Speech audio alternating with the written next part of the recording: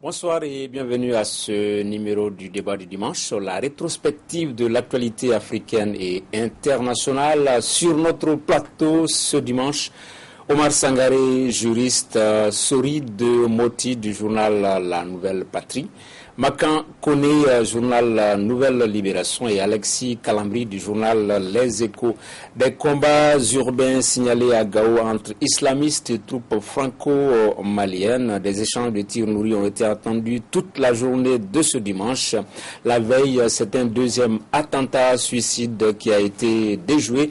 Pour en parler, nous avons en ligne de la cité des Askers notre correspondant Seydou Maïga. Seydou, bonsoir. Bonsoir. Parle-nous de cette situation qui prévaut à Gao. Effectivement, les défaites engendrées par ces islamistes ces derniers temps n'ont pas suffi aux djihadistes de tourner la veste.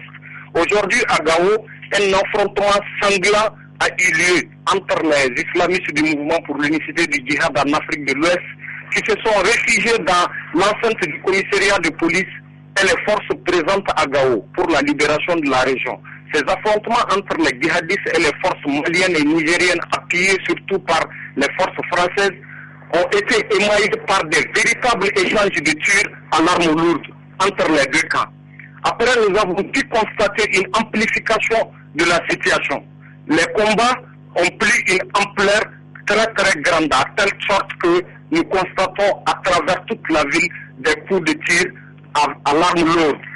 Certes, il y a eu des dégâts, mais pour l'instant, nous n'avons pas le bilan exact des dégâts.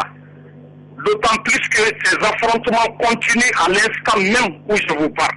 Voilà ce qu'on peut retenir pour le moment sur la situation de Gao. Voilà, merci Seydou pour toutes ces précisions. À moi de vous remercier.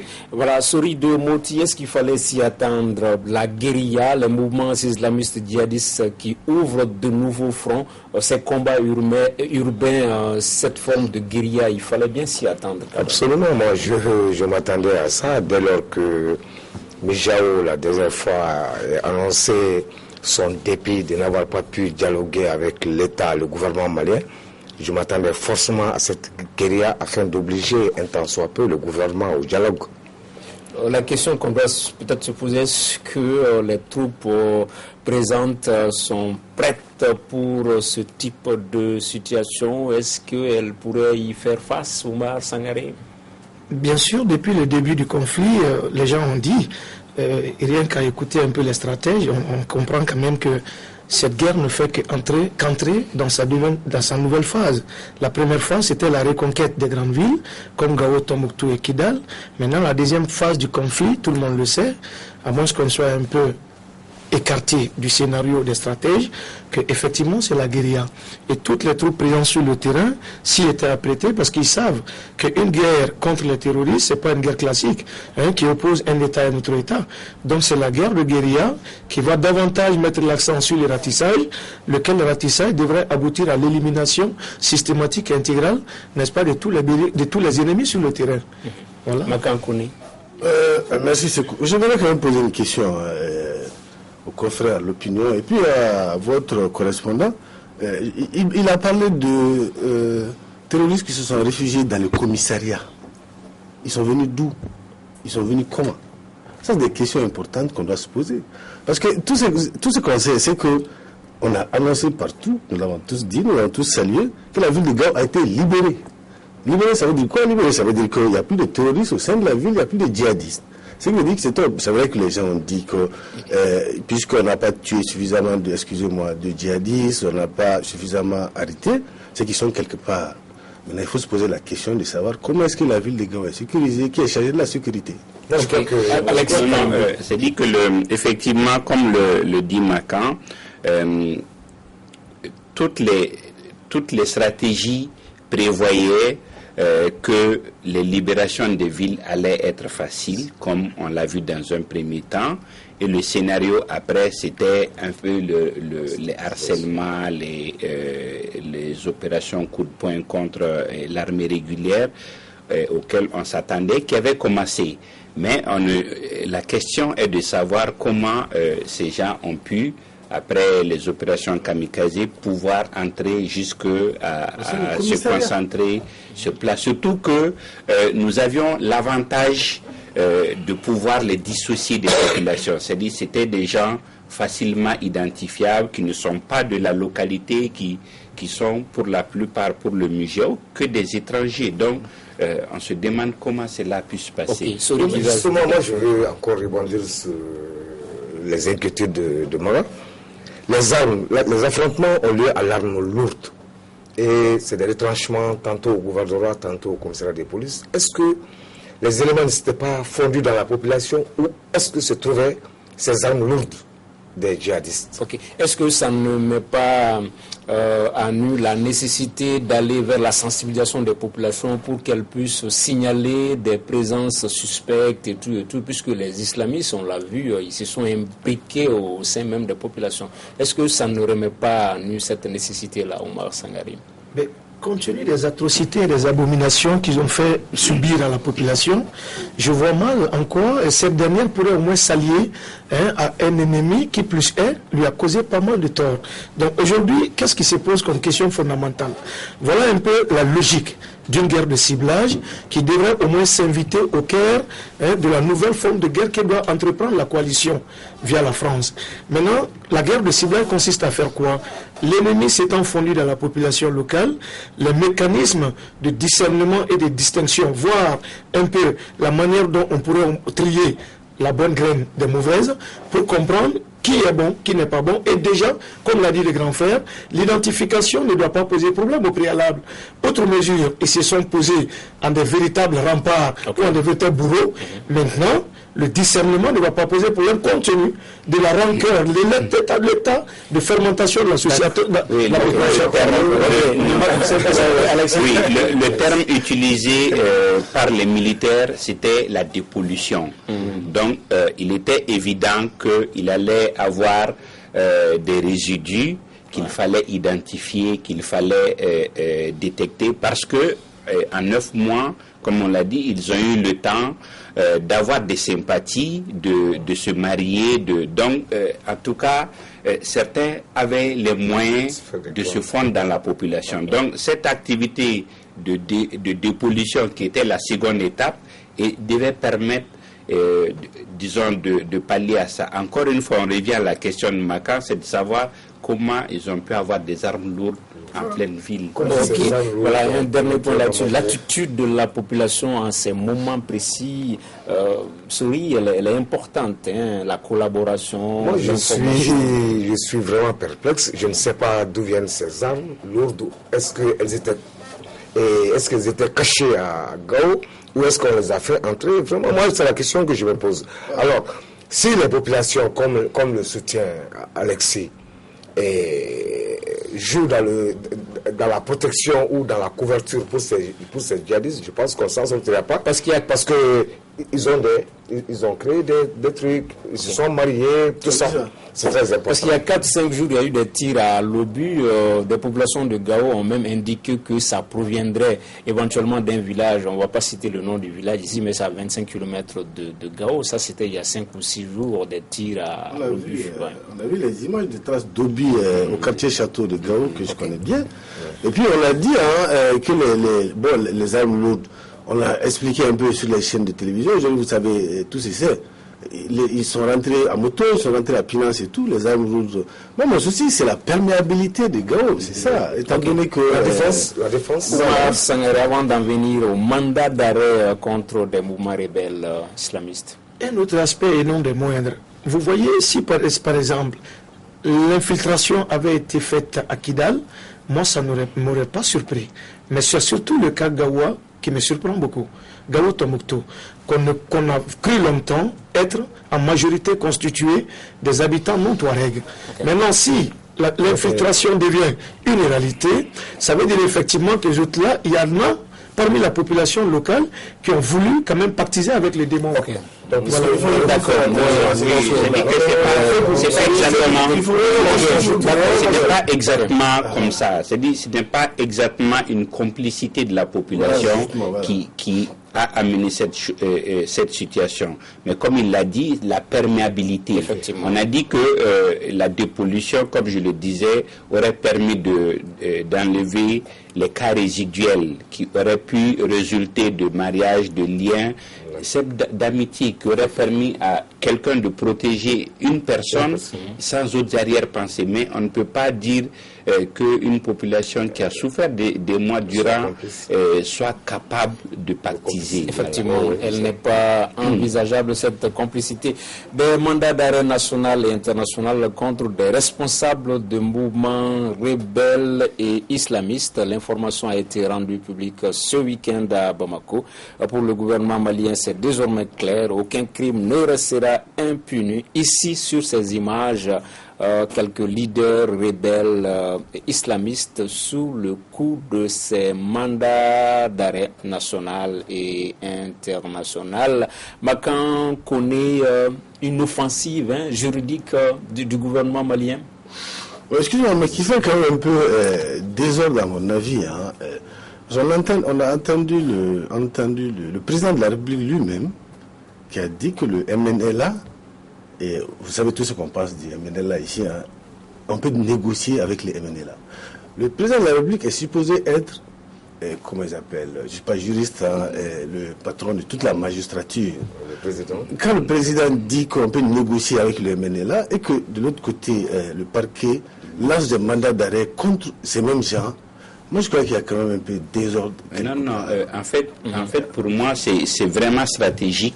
C'est un élément de négociation. Il est clair, le postulat de base pour la négociation, c'était pas d'impunité, pas de remise en cause des institutions de la laïcité. Donc, pour moi, c'est des éléments de négociation. Il est évident que dès lors qu'on va dire lancer des mandats contre ces gens, c'est une pièce à verser aux négociations. Ils avaient des territoires qu'ils occupaient. Donc, à la limite, il faut qu'on se mette en position. Ils occupent encore. Tout à fait. OK. Sur lesquels ils sont souvent présents. Oui, pour ce qui est du MNLA, oui. Donc, il faut que sur le plan de la négociation, qu'on se renforce suffisamment. C'est-à-dire qu'il faut avoir suffisamment de cartes en main quand on va négocier. Maintenant, je pense que c'est stratégique et c'est à verser. Je crois qu'il faut quand même moi, je suis un peu. Ensuite, je suis d'accord avec Macan lorsque il parle de dichotomie ou bien quelque chose de ce genre de bruit. John Kounda parle de négocier avec le MNLA, c'est un interlocuteur pour John Kounda. Le parquet lance des mandats d'arrêt contre des hauts dignitaires du MNLA, les Moussa Ag Assarid et les Ag Chérif. Bon, c'est la crème même du mouvement national de libération de l'Azawad. Maintenant, c'est pour décapiter le mouvement national et négocier avec qui? Toute la question. On peut peut-être aussi dire que le MNLA, ce ne sont pas que ces deux personnes aussi. Peut-être il y a ces deux personnes, mais il y a le je vais citer que les deux. Okay. Ils sont au moins un nombre respectable de MNLA à être sous le coup de ce mandat. C'est-à-dire qu'il y a 26, je crois, 28 lesquels. Entre autres. Non, il y a une liste exhaustive. Non, mais le communiqué, quand on lisait le communiqué à la télé, on a dit entre autres. Non, mais je l'ai bien retenu. Oui, non, moi j'ai reçu le communiqué. Il y a une liste nominative. Absolument. Il y a vraiment une liste nominative. MNLA, on a cité, Ansardine, on a cité. Donc, la liste est connu, arrêté pour le moment. Peut-être qu'avec les enquêtes, ça peut évoluer. Mais hier, il y a une interview du procureur général qui dit finalement que la liste n'est pas exhaustive. Oui. C'est-à-dire que ça donne l'impression d'une précipitation dans l'élaboration de la liste. C'est pour ça que je dis que c'est des éléments de négociation. Parce que, effectivement, on sent une certaine fébrilité dans l'élaboration de la liste.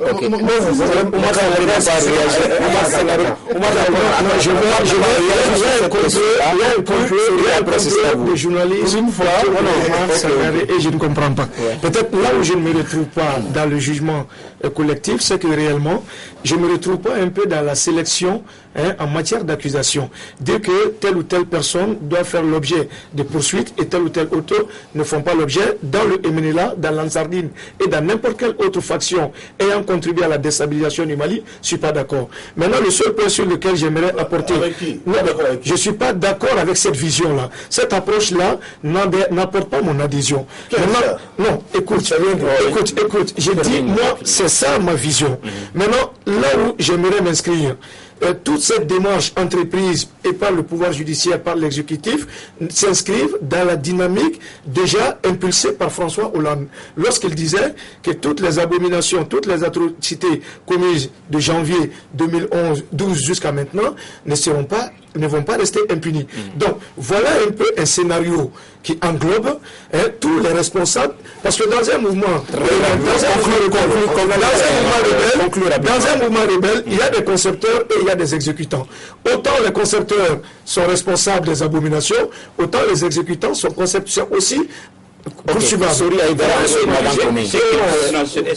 il faut juste retenir comme postulat de base. C'est que, à mon avis, ces mandats ne remettent pas en cause l'option de négociation et ne les compromettent pas non plus. Ouais. Ok, Souria Aïdara, sur la question. C'est quand même ça mon problème.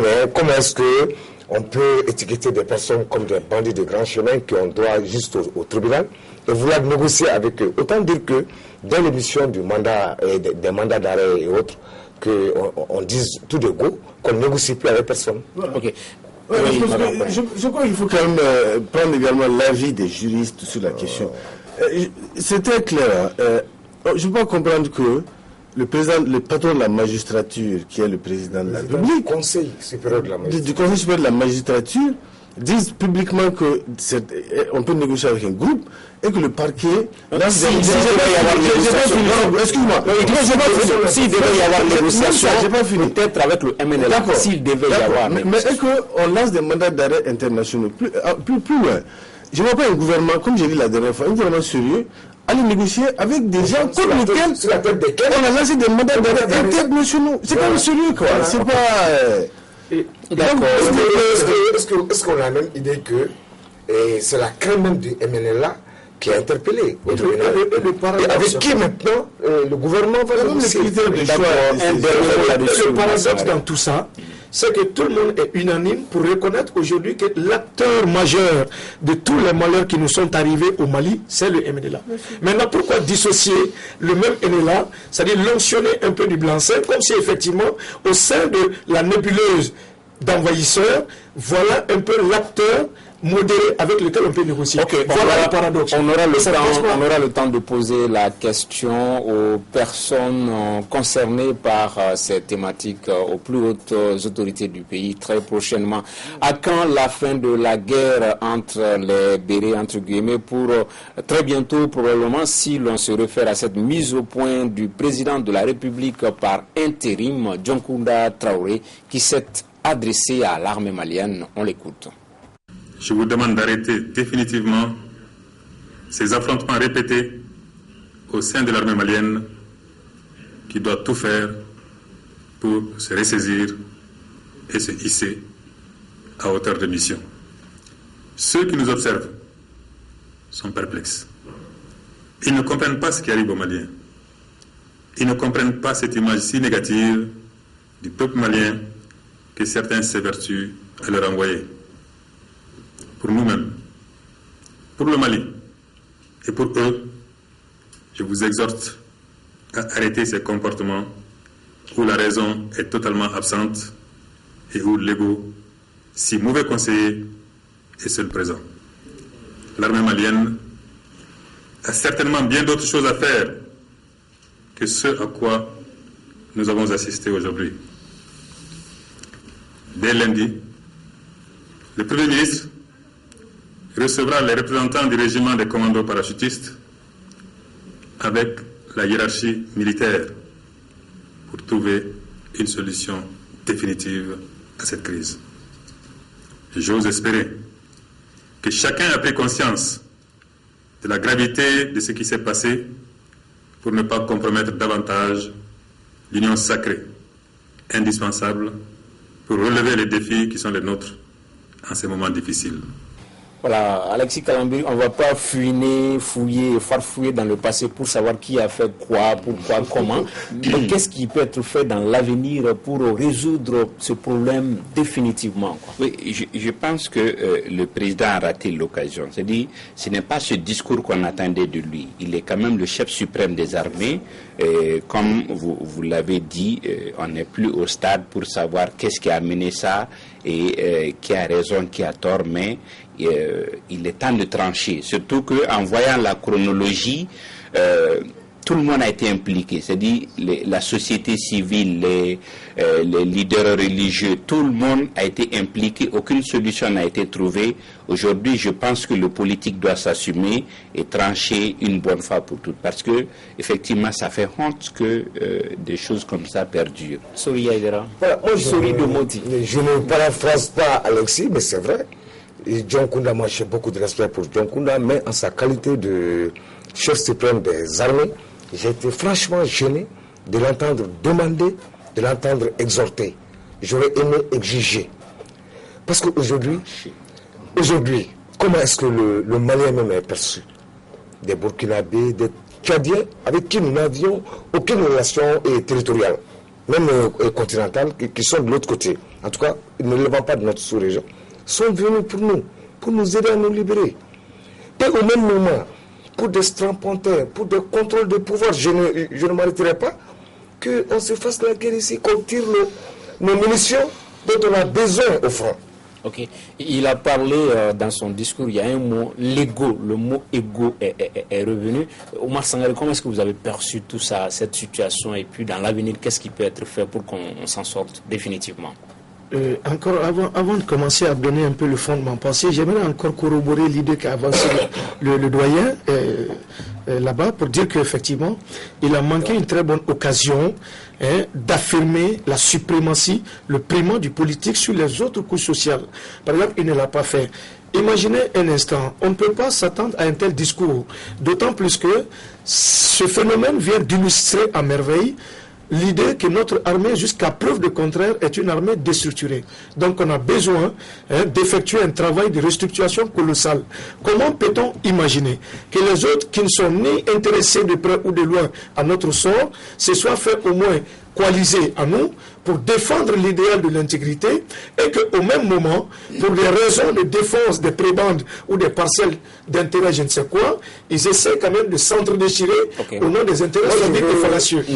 Tout ceci, moi je veux juste répondre. On va juste faire réagir Macan, puisque c'est le tour de table. Macan va réagir ensuite, on va revenir vers vous, Souris. Oui, Macan. Non, je voulais dire que j'ai vu un président de la République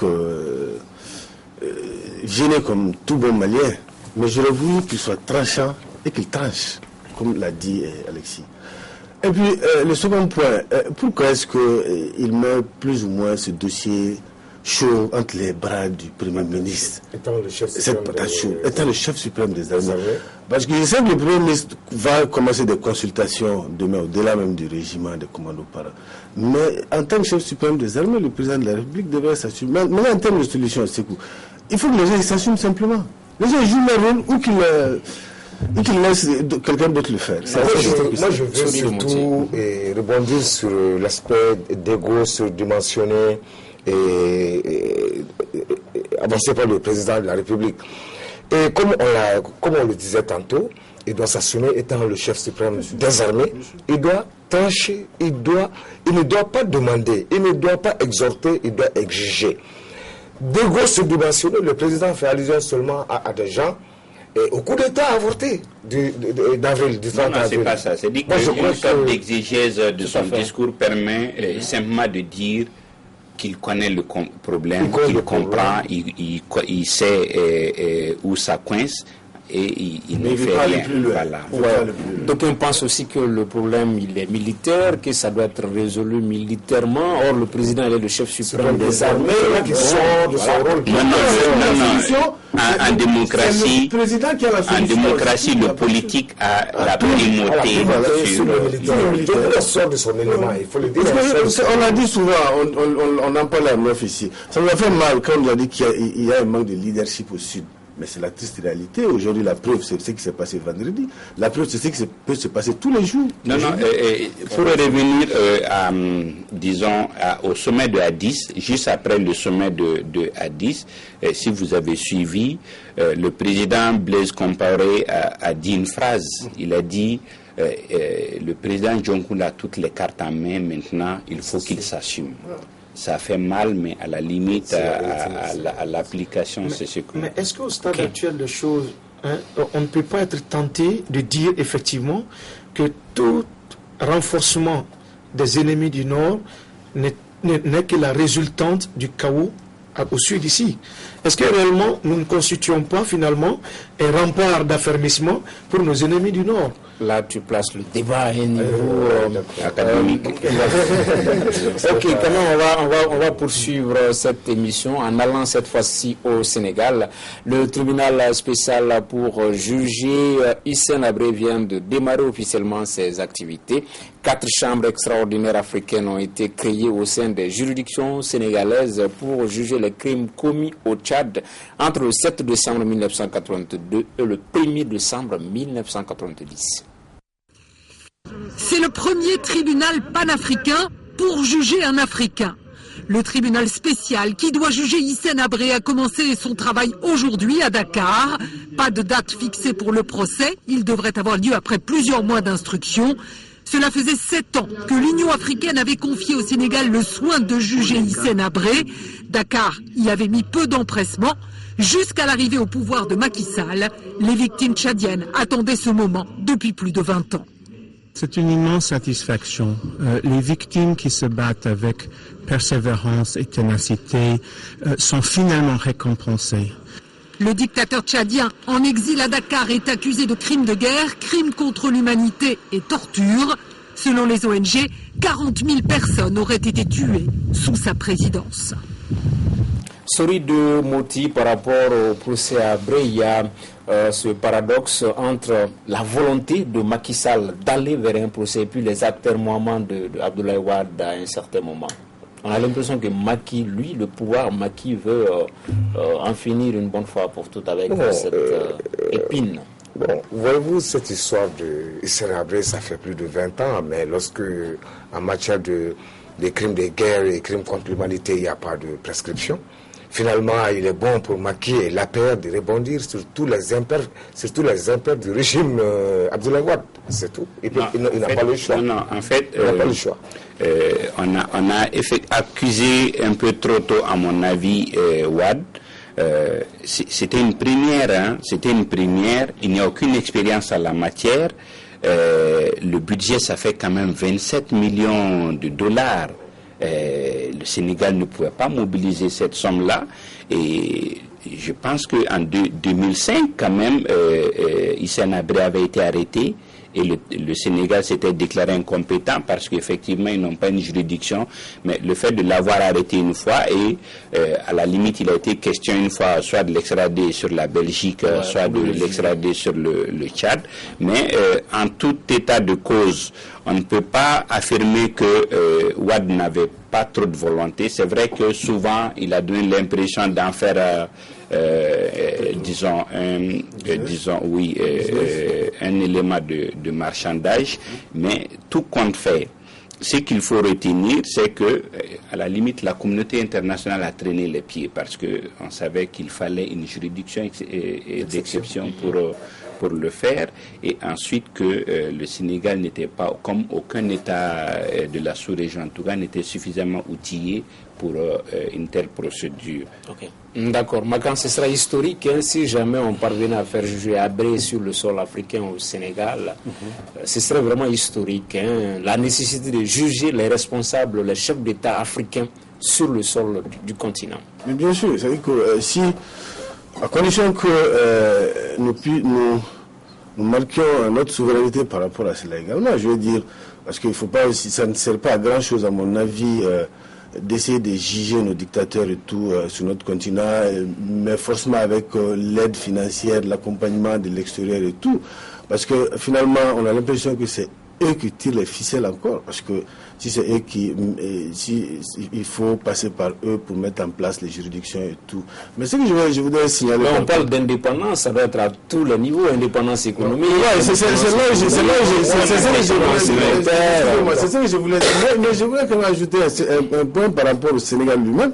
C'est que la population, une grande partie de la population sénégalaise ne comprend pas aujourd'hui l'acharnement, je vais dire, de Macky Sall pour juger Hissène Habré, pendant qu'il ferme les yeux un peu sur certaines violations des droits de l'homme de Yahya Jammeh, qui est pratiquement dans son pays et qui a même...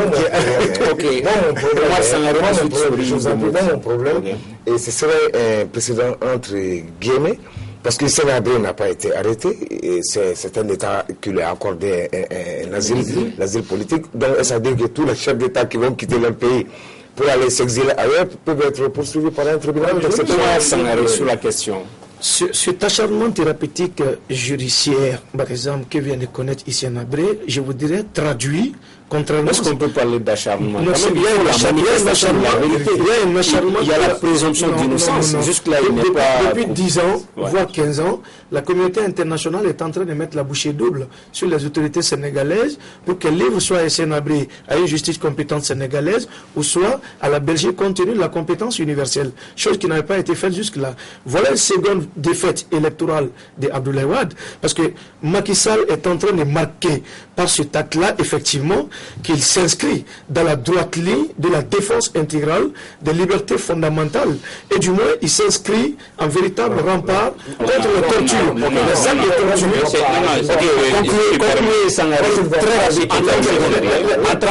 Une seconde défaite, c'est comme ça que je conçois.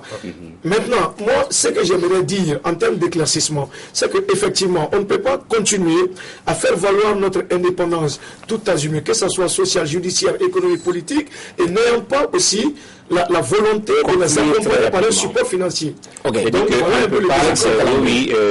on ne peut pas parler d'acharnement en voyant son bilan. C'est-à-dire, Hissène Habré, c'est des charniers de 40 000 personnes exécutées.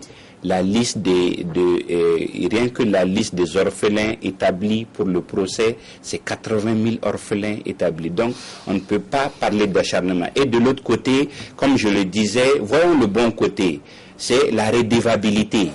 Il n'est pas... bon, aujourd'hui, ce cas, il s'agit d'un dictateur.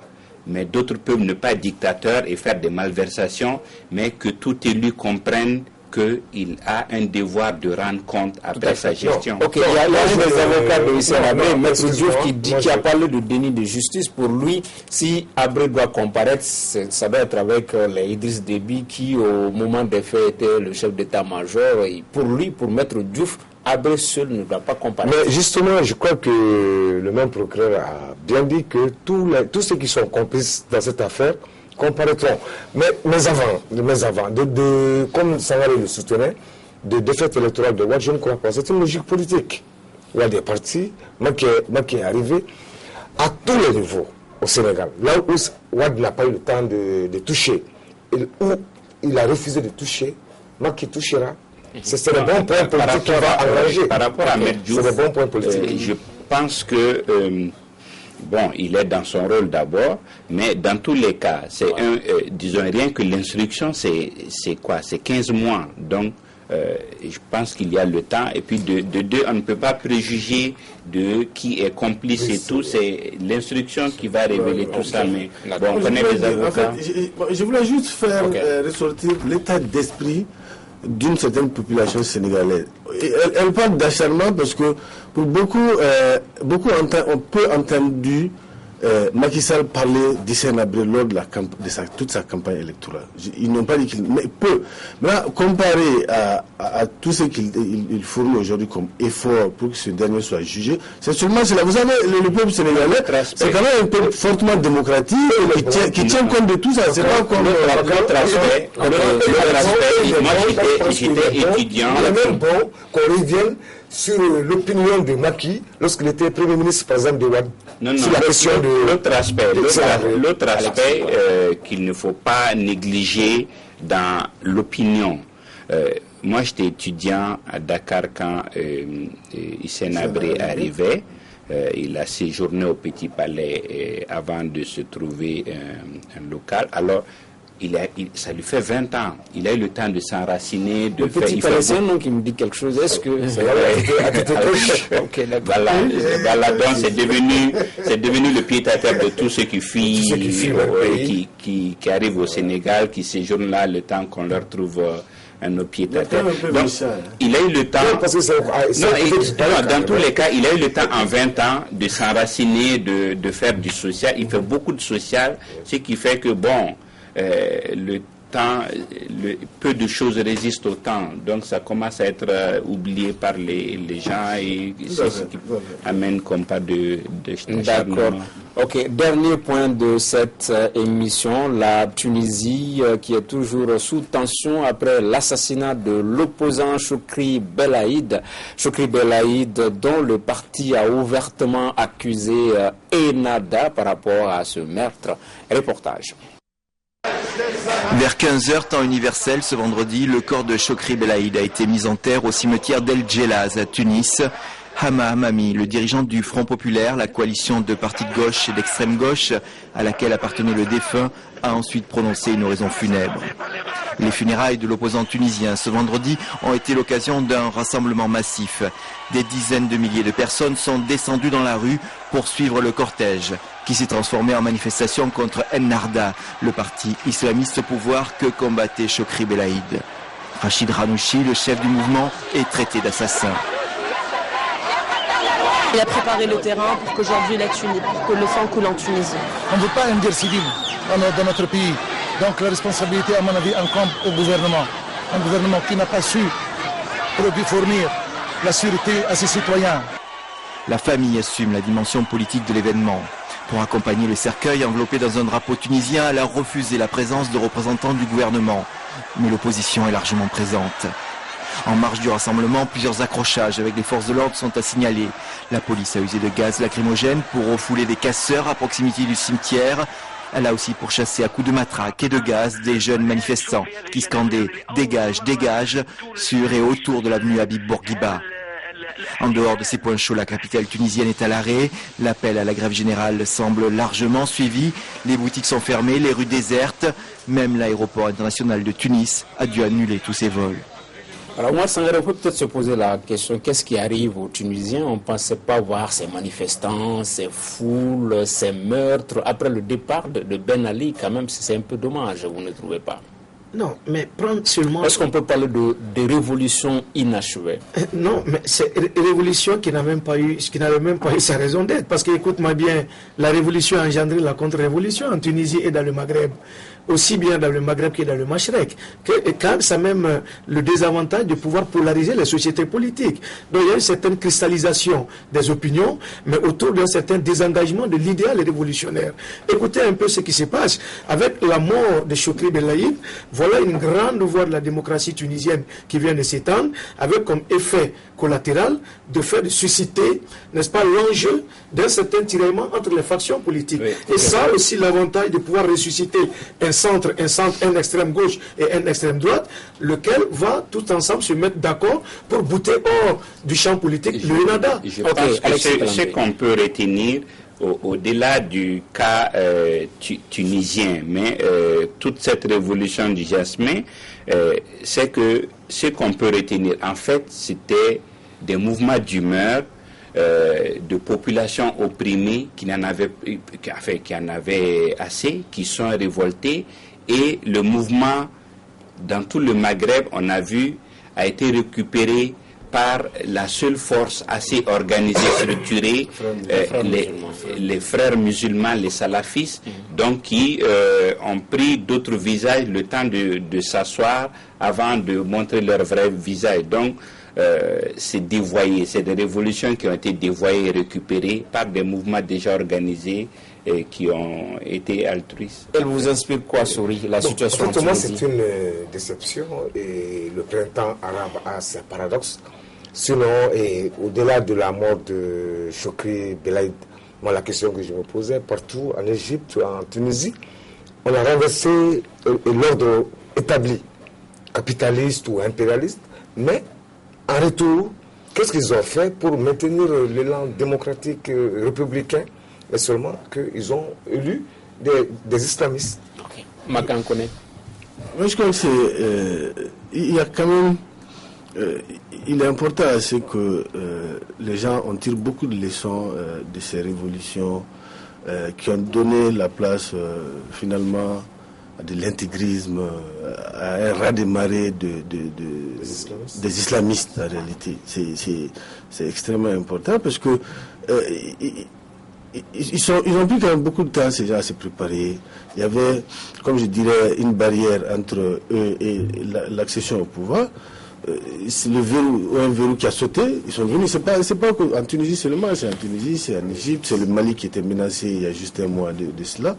Donc les mêmes puissances, en réalité, il faut avoir le courage de le dire, qui ont soutenu plus ou moins ces révolutions, qui n'ont pas pu comprendre que ces gars sont à l'affût, permettez-moi l'expression, c'est à ces mêmes puissances d'être vigilantes vis-à-vis d'autres révolutions qui peuvent arriver. Parce que le cas en Syrie, c'est ce qui va se passer en Syrie, on est en train d'armer une opposition qui risque d'amener encore des islamistes au pouvoir en Syrie également. Ok, on aurait peut-être quand même pu comprendre des assassinats politiques, des assassinats d'opposants sous Ben Ali qu'on qualifiait de despotes que après la révolution quand même qu'à l'ère Ennahda, M. Sangaré. Bon, c'est scénario catastrophe que nous offre un peu le spectacle maghrébin, ou du moins arabe, pour ne pas un peu s'appointer sur le Maghreb. Ça traduit un peu l'état d'esprit que effectivement c'est une véritable défaite pour les prévisionnistes occidentaux. Parce que personne n'aurait envisagé, à l'aune de ces printemps arabes, que ça aurait dû engendrer la venue au pouvoir des islamistes et des radicaux, des salafistes. Donc ça veut dire quoi? Ça veut dire tout simplement que beaucoup de choses avaient été prévues, mais qu'en réalité, les sociétés arabes, ou du moins panarabes, sont constituées en majorité des gens qui ont à l'esprit la restauration de la charia sous son aile dure. Donc voilà l'extrême salafisation. C'est pas ça. C'est-à-dire que si vous voyez un peu la genèse du mouvement Ennahda avant qu'il ne soit même parti, Ennahda a commencé par le social, mais en même temps c'était un système un peu trotskiste, c'est-à-dire ils se sont imposés sous la dictature par un système dictatorial qui avait un vernis de social, mais qui a fini par s'imposer de cette façon. Donc, à la limite, on comprend cette évolution. Il n'assume pas l'assassinat de Choukri, mais la famille accuse nommément Ennahda. Donc, à la limite, il y a des faits qui peuvent corroborer. Ok, le dernier mot vous revient sur... Moi, je pense qu'il y avait déjà une fatwa. Il y a une semaine déjà, les islamistes demandaient à ce que tous ceux qui contestaient l'ordre établi à travers l'ascension de Ennahda au pouvoir soient sanctionnés. Donc, l'assassinat de Choukri Belaïd procède juste d'une fatwa qui a été exécutée. Ok, Magan, en 30 secondes. Non, c'est juste pour dire qu'il faut quand même trouver une solution à ces lobbies islamistes qui sont en train d'envahir le monde, qui partent du Qatar, qui vient surtout, qui profitent juste de la malgouvernance également dans les pays démocratiques, la souffrance, la galère des populations. En fait, c'est juste poser le débat d'abord. C'est-à-dire, j'ai remarqué qu'à tous les niveaux où on veut poser le débat islamiste, on dit tu n'es pas croyant, tu ne crois pas en Dieu, mais il s'agit de dépasser ça et de poser le vrai débat de manière objective. Voilà, c'est sur ce que prend fin ce numéro du débat du dimanche. C'est promis, on aura l'occasion d'en débattre la semaine prochaine. Voilà, c'est sur ce que prend fin ce numéro. Nous recevions Oumar Sangaré, juriste, Sori Demoti du journal La Nouvelle Patrie, Makan Kone du journal Nouvelle Libération et Alexis Calambri du journal Les Échos. Pensée spéciale aux téléspectateurs de Ouagadougou et aux étalons du Burkina Faso pour avoir su redonner espoir à tout un peuple. À dimanche prochain, Inch'Allah, pour un autre numéro.